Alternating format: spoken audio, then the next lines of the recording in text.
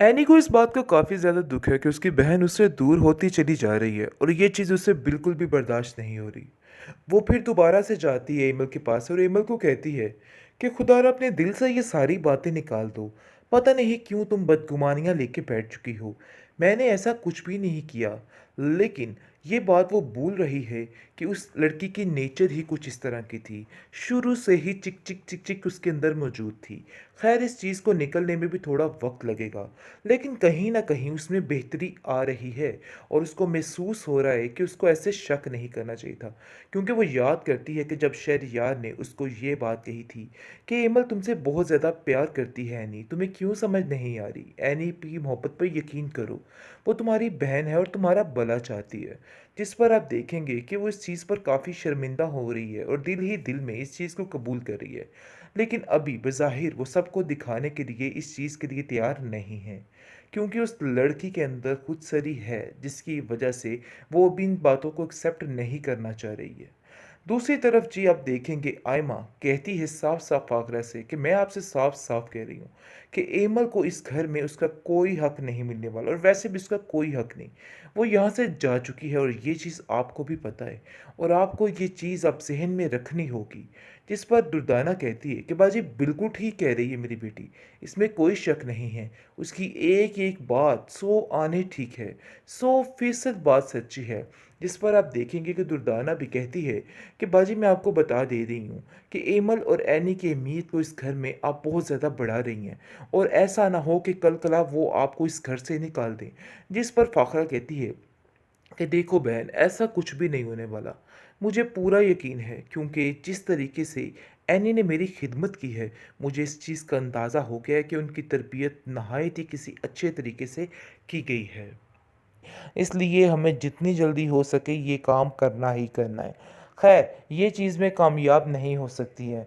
फ़िलहाल तो फ़ाकरा बहुत परेशान है क्योंकि उसको और कोई ऑप्शन नज़र नहीं आ रहा और उसको आज आकर एमल और एनी ही नज़र आ रही हैं क्योंकि उसने बहुत ज़्यादा बुरा सलूक किया है जो आगे आकर इन इसके दुखों में बदल चुका है। लेकिन आप देखेंगे कि वो अफ़ान को बुलाती है और अफ़ान से कहती है कि देखो अफ़ान, मैं चाहती हूँ कि हम जाकर एमल से माफ़ी मांगें, बल्कि मैं जाके एमल से माफ़ी मांगूँ क्योंकि मैंने जो कुछ उसके साथ किया है, आज मुझे इन सब बातों का बहुत ज़्यादा अफसोस है और मैं चाहती हूँ कि जाकर सारी बातों को क्लियर किया जाए और उनसे माफ़ी मांगी जाए। जिस पर आप देखेंगे कि फ़ान काफ़ी खुश होता है और कहता है कि ये आज आपने पते की बात की है और बहुत ही ज़बरदस्त बात की है, ऐसा ही होगा जैसे आप चाह रही हैं। इसलिए आप बिल्कुल परेशान मत हो, सब कुछ ठीक हो जाएगा। हम जाकर उससे माफ़ी मांगेंगे और सब कुछ ठीक कर देंगे। जिस पर आप देखेंगे कि वो काफ़ी खुश हो जाती है। लेकिन फ़ाकरा कहती है कि मुझे समझ नहीं आ रही कि आयमा और दुर्दाना इतनी रूठी रूठी क्यों हैं।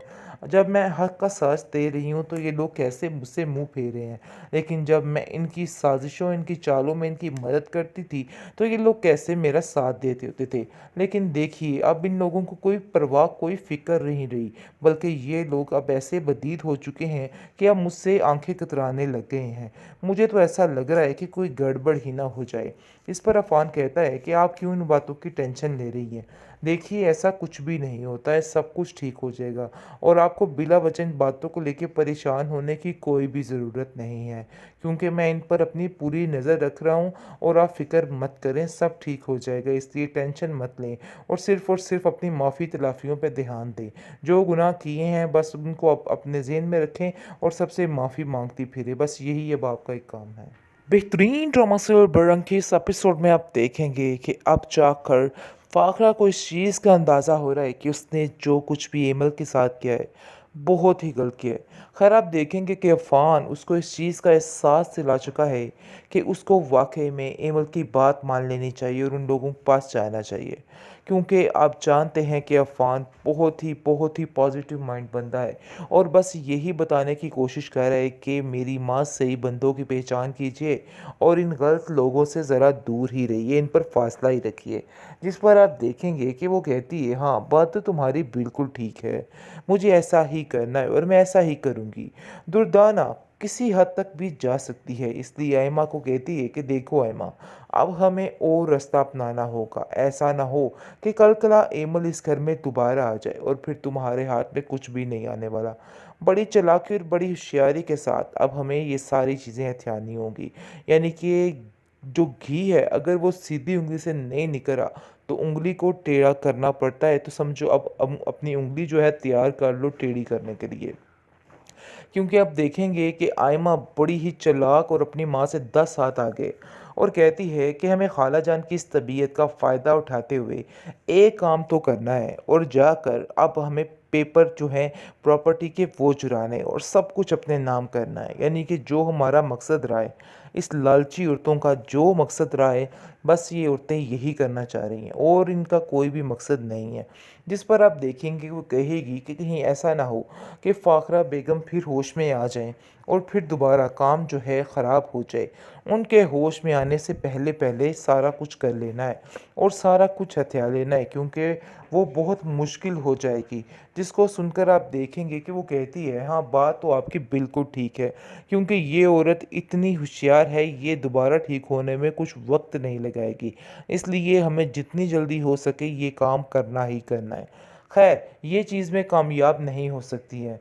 फ़िलहाल तो फ़ाकरा बहुत परेशान है, क्योंकि उसको और कोई ऑप्शन नज़र नहीं आ रहा और उसको आज आकर एमल और एनी ही नज़र आ रही हैं, क्योंकि उसने बहुत ज़्यादा बुरा सलूक किया है जो आगे आकर इन इसके दुखों में बदल चुका है। लेकिन आप देखेंगे कि वो अफ़ान को बुलाती है और अफ़ान से कहती है कि देखो अफ़ान, मैं चाहती हूँ कि हम जाकर एमल से माफ़ी माँगे, बल्कि मैं जाके एमल से माफ़ी माँगूँ, क्योंकि मैंने जो कुछ उसके साथ किया है, आज मुझे इन सब बातों का बहुत ज़्यादा अफ़सोस है और मैं चाहती हूँ कि जाकर सारी बातों को क्लियर किया जाए और उनसे माफ़ी माँगी जाए। जिस पर आप देखेंगे कि फ़ान काफ़ी खुश होता है और कहता है कि ये आज आपने पते की बात की है और बहुत ही ज़बरदस्त बात की है, ऐसा ही होगा जैसे आप चाह रही हैं। इसलिए आप बिल्कुल परेशान मत हो, सब कुछ ठीक हो जाएगा। हम जाकर उससे माफ़ी माँगेंगे और सब कुछ ठीक कर देंगे। जिस पर आप देखेंगे कि वो काफ़ी खुश हो जाती है। लेकिन फ़ाखरा कहती है कि मुझे समझ नहीं आ रही कि आयमा और दुर्दाना इतनी रूठी-रूठी क्यों हैं? जब मैं हक का साथ दे रही हूँ तो ये लोग कैसे मुझसे मुँह फेर रहे हैं। लेकिन जब मैं इनकी साज़िशों, इनकी चालों में इनकी मदद करती थी, तो ये लोग कैसे मेरा साथ देते होते थे।